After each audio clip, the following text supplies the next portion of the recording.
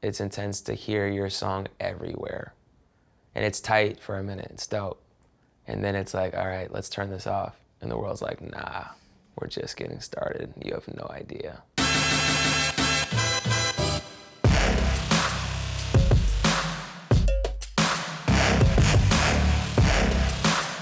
We were going super hard to the point that it was dangerous. You know, the amount of sleep that I was getting, the amount of traveling that I was doing, the amount of stress that comes from that, trying to juggle all those things was dangerous. I didn't know exactly how to deal with it. Just, you know, it's like people like want a nightcap for a reason. They want to like sit back and numb out and watch TV and like have a drink or like smoke some weed and go back to their day the next day and keep it pushing. For me, there's no such thing as like a drink or like a drug. It's just either on or off.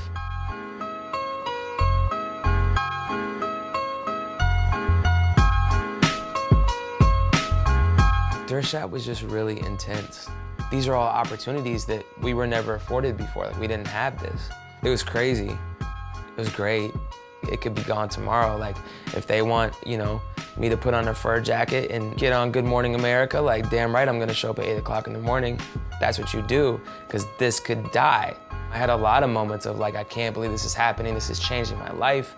You know, look at this stage. I had moments, but there was also this underlying fear of like, what is this turning into? This is beyond our control now, and that's scary. It's weird to look back. And then also to realize that the old cliches of like, you know, fame and money and success and all that can't buy you happiness are 100% accurate.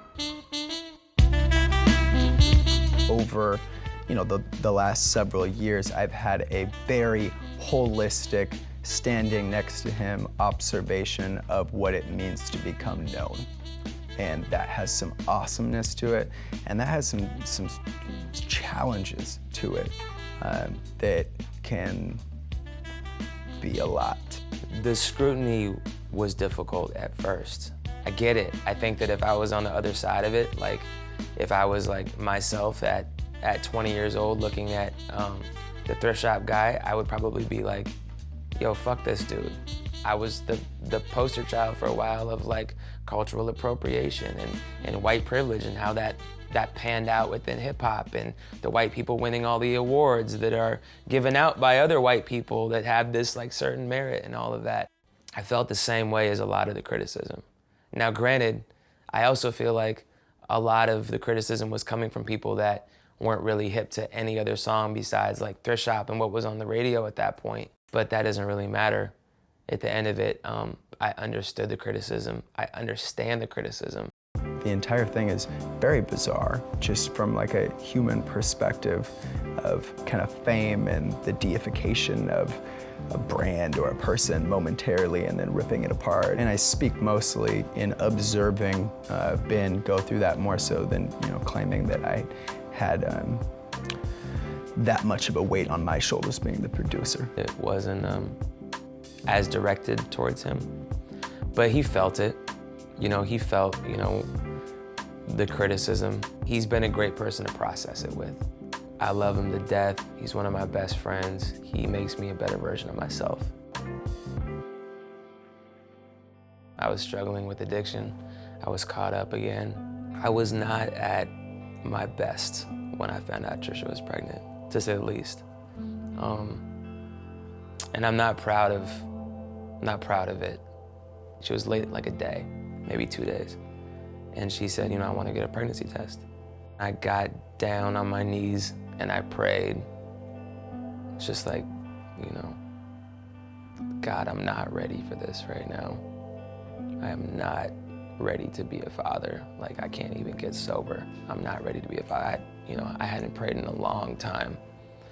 And it was one of those just like, please, like, don't, please don't be pregnant. And I heard tears from the bathroom. I was like, oh my God, I know what those tears mean. It was quickly this like wake-up call. It was a wake-up call that I desperately needed. Like, you're about to be a dad. Dude, stop doing drugs and lying to people and sneaking around. Like, do you want to live life or do you want to escape life? And that was one of those pivotal turning points. It was a push, but it also wasn't the thing that kept me sober. I had to put in the work again to get back to that place. You know, when I'm in active addiction, it's like that voice is always talking to me. That voice is always there, where it's like more, more, more, there's never enough. It took me a little while to sober up. It took me probably 2 weeks, 2.5 weeks. And, you know, again, at this point, Trisha didn't know what I was doing. She suspected it, but she didn't know. And I can't be like, hey, I slipped up and like, you know, I was smoking weed like, you know, in August. It's like, no, like I was doing drugs for, you know, 1.5 years, 2 years, sneakily, in and out. That's my truth. And if I censor that, then I'm not being fully human. I'm just showing you glimpses of what I am, and that's not real. Trisha obviously had some issues with me lying about it and felt like the rug had been pulled out from underneath her. And it just, throughout the course of her pregnancy, it slowly dissipated. The trust started to come back, and I was stepping up, and I was writing songs, and I was putting my sobriety first, which is something that I hadn't done. I have to put the program before everything because everything else depends on it. So if I put music before it, if I put my family before it, if I put anything before it, then I will lose those things. I got sober and I got happy again. Music started to flow, and with Trisha, I could really be there for her throughout the pregnancy.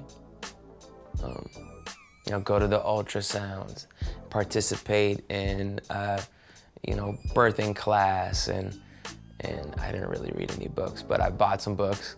I didn't read them, but I bought them. I felt pretty prepared. I felt, and not at all. I felt both. She was a big baby. She was a 10-pound baby and a big ass head. And I was like, this is my child. It's this unconditional love that happens instantaneously. That was one of the coolest things. He's just been happy. There's a sense of joy that I think comes from that, you know, it's completely different than anything else. Like, an album's not gonna give you that. iTunes isn't gonna give you that. You know what I mean? It's human, it's family, it's, yeah, it's been really dope to see, for sure. I try to take her on a walk in the morning, get some coffee, walk back, put in a 1.5 miles or something like that. I feel like she really likes Snoop Dogg. Like, gin and juice, for some reason, just calms her down. She was just like, and I've used it a couple times, and it's like worked every time. It's like 3 for 3. It's interesting with this album in terms of music that we made before and the music that it's going to be on this album. You know, I still stand by what Thrift Shop is and what it turned into. But for one, I don't ever want to recreate anything that we've done before. And although there's parallels, like you could be like, you know, growing up has similar characteristics to A Same Love, very different records. I think that the records that we made are exactly what we wanted to make. I think that we had a couple pretty crazy ideas that I spent a really, really, really long time trying to get right, and I think I got them right. Whatever that does, however that's received, whether people fuck with it or not, I don't know. If I'm placating to try to like win hip hop's approval or like whatnot, that's just whack to me. I want to be able to make all these types of records in order to make a dope album. I'm not trying to make a mixtape. I'm not trying to make something for like the blogs. I'm just not interested in that right now. I would rather put my energy into making records, into songs that have moments versus like, how can I placate and get people to like me that like don't think I'm a real rapper? Like, if they don't think I'm a real rapper, then that's fine. Like, I will let the music speak for itself. And if we see differently on music, beautiful, that's the way that it was supposed to be.